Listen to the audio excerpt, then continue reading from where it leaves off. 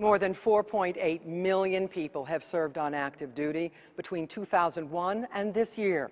Among them, a man whose name became Hollywood gold. The American Sniper, Chris Kyle. A story told on screen in 2 hours, 14 minutes. Yet for his widow, Taya, the scope of Chris's life can't possibly fit on film. You know Chris, you love him, but let me show you even more of him that I also love. Chronicle was there in New Jersey last May on the first day of Taya Kyle's book tour for American Wife. Her unflinching look at a love affair and marriage. A marriage that was buffeted by her Navy SEAL husband's service in Iraq, where he became the most lethal sniper in U.S. history. You know, I feel like there's a gift in being really raw with people, and that is to let them not feel alone. And I think that we all suffer through things, but it doesn't mean that you don't have a beautiful marriage. A little more than 2 months before this tour, the man who murdered her husband was convicted. Just that we loved each other and gave each other a kiss and a hug like we always did.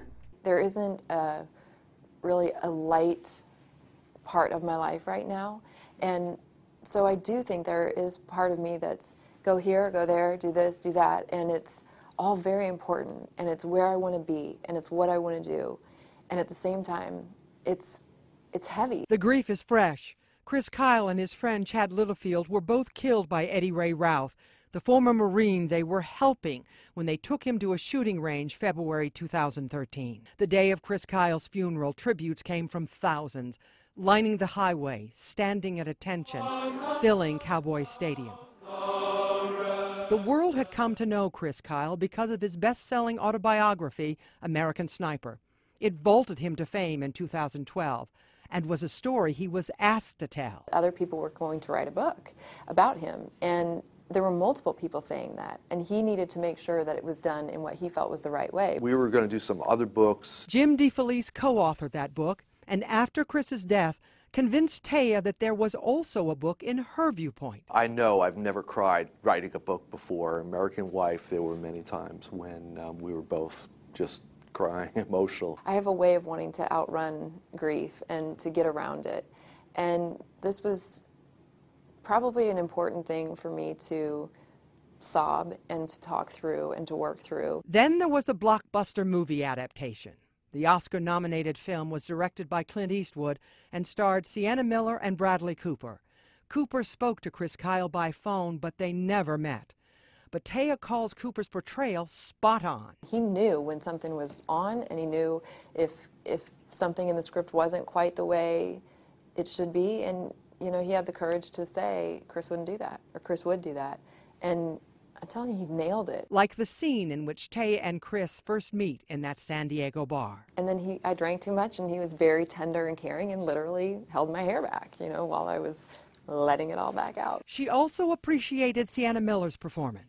And I could relive it and appreciate it in a way that is good, and in some ways it's torturous, right? And attending the Oscars without Chris was hard. I wanted to be there to support the people who made the movie, and yet it felt very empty. And so part of you didn't want to be there. Right, yeah, I think maybe a large part in it. But she takes great solace in the foundation she created as Chris's legacy. So I'm hoping that it also helps open up a dialogue for women with their husbands. The Chris Kyle Frog Foundation's goal is to help families of veterans and first responders work through the stress and absence she once felt. I think I felt more like a failure and more alone in my ability to handle all of it and my ability to support him and understand everything. And when Chris came home for his family in 2009, the 4 tours in Iraq clearly had taken a toll. The tragedy is that as Chris began to help other veterans and his marriage began to flourish again, Taya lost the man who was such a loving husband and father. This is so later.